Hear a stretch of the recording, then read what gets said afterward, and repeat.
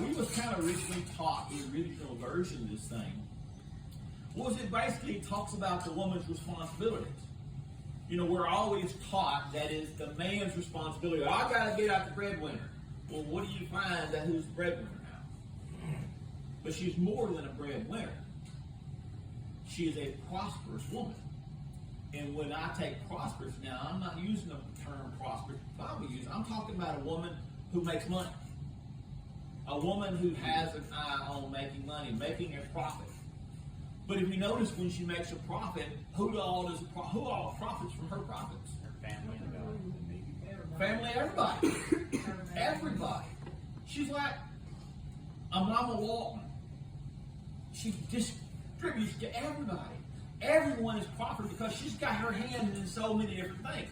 And so that was the whole thing, is that a woman, and it was taught kind of the thing that this woman, yes, there is the side that it demonstrates a woman's role. But as well, it gives the woman some form of a pattern. Versus being taught that the woman's house was to sit here and sit down. Does it ever say any part about where she gets up and makes her husband a plate of food and she sits back while he eats? You hear that? Does it say that she's subservient to her husband? She's a woman. She is a proud woman. And as you go towards the end of it, you'll find that everybody sees that she's a virtuous woman. And that her children bring her honor, but her husband does what? Praises her. Praises her. Because he knows what he's got.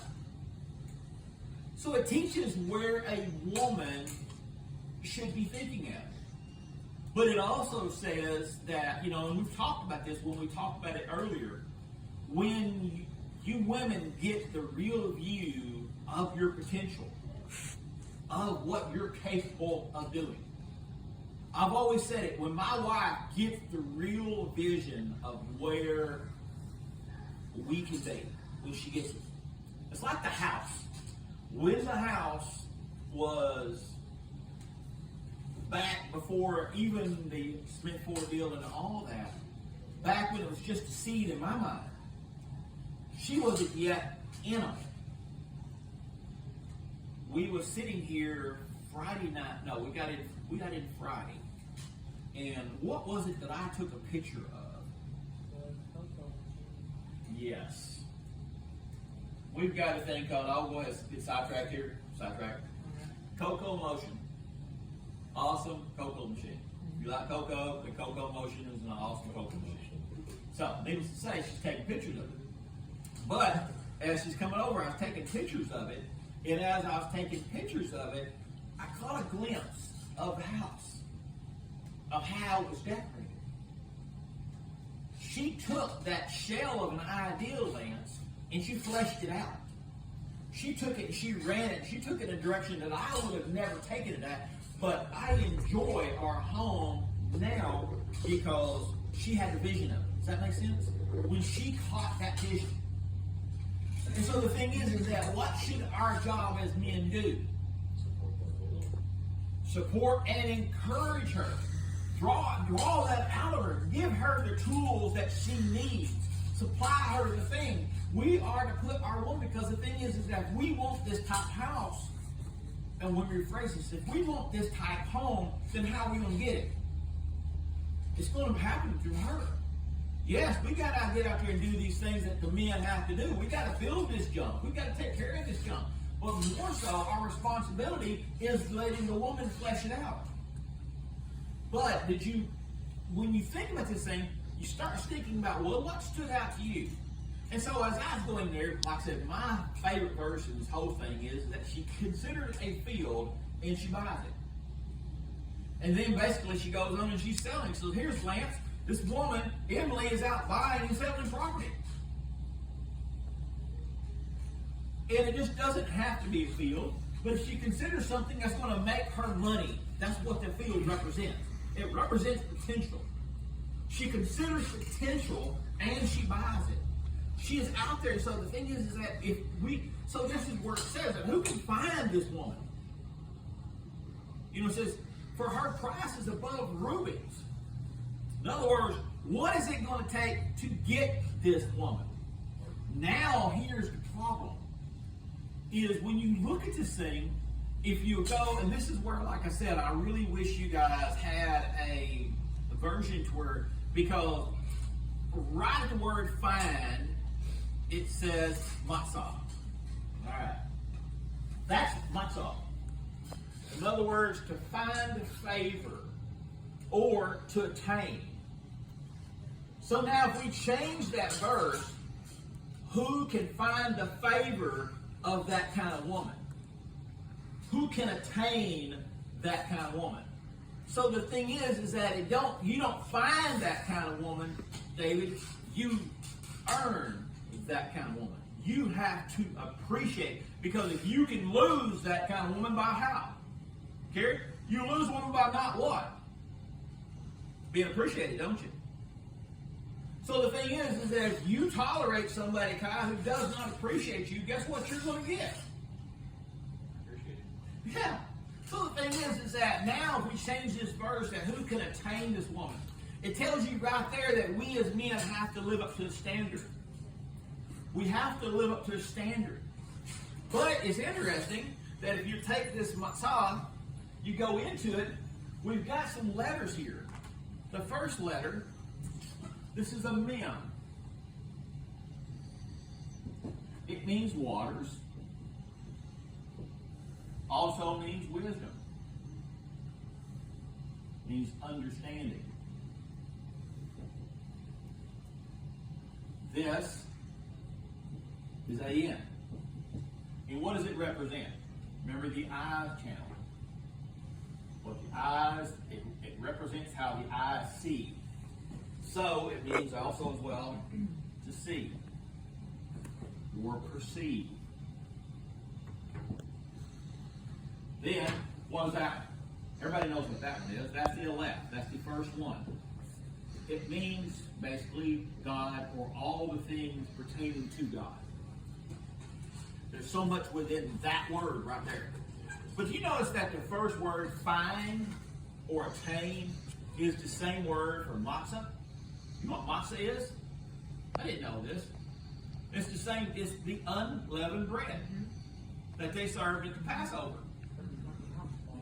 In other words, it's what's provided. It's what's set apart. Now, if we really look at this word, I find it interesting. Who has the wisdom of seeing, basically, God in this woman? So in other words, or what God is wanting to do, what God has given you. So if you start looking at your woman, now this is really a thing from guys to understand, that if you want a godly woman, you have to see God in that woman. So in other words, if you see God in that woman, how do you treat that woman? As if she's a gift from God.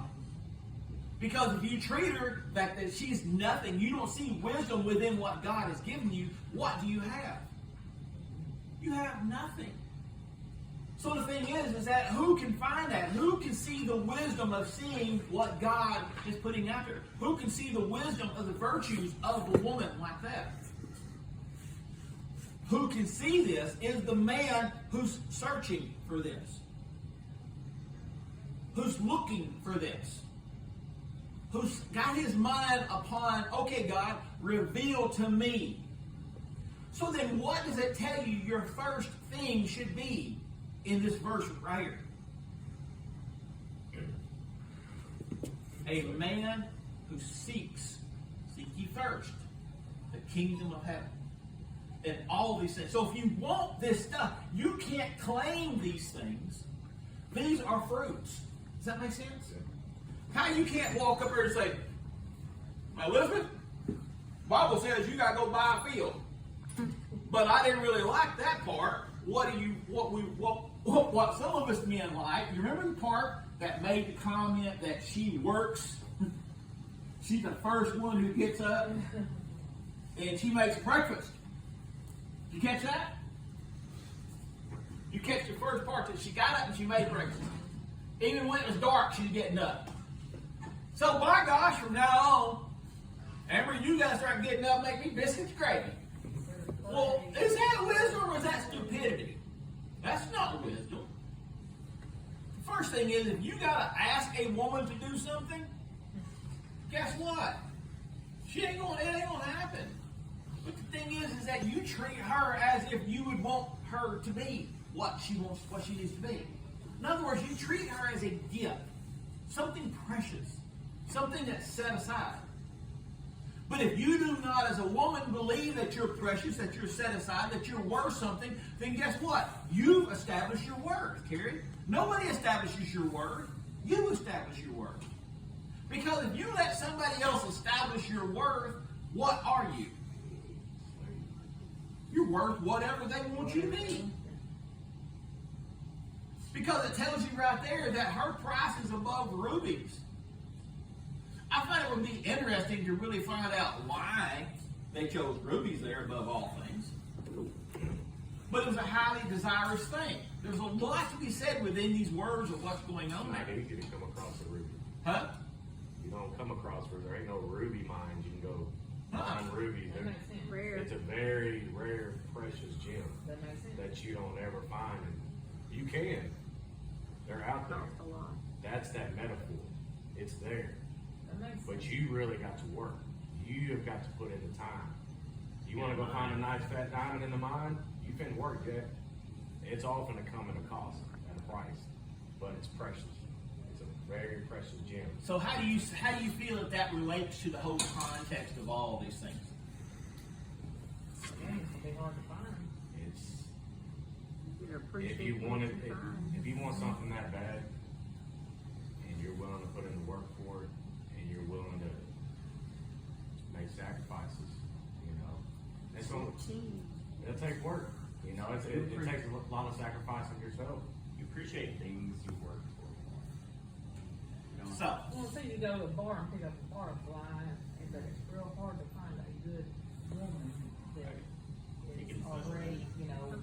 They're down a Yes, yes, and that's what it is. They're rare. I mean, it really is. It's easy to pick up something else. But exactly.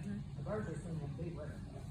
So the thing is that do we have to consider where we're at? So in other words, you say, well, my wife, she don't want to do these things, she don't want to do these things, she ain't going to be this way.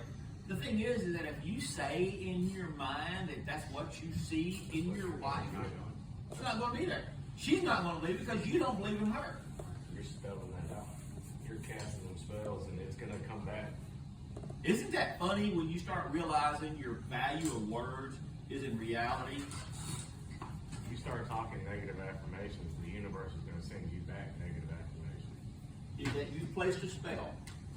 So then, how as a man then, knowing these things, how should we treat the woman in our lives? Like gold. That way, isn't it? Like you don't. That's the only one on earth. But then as a woman,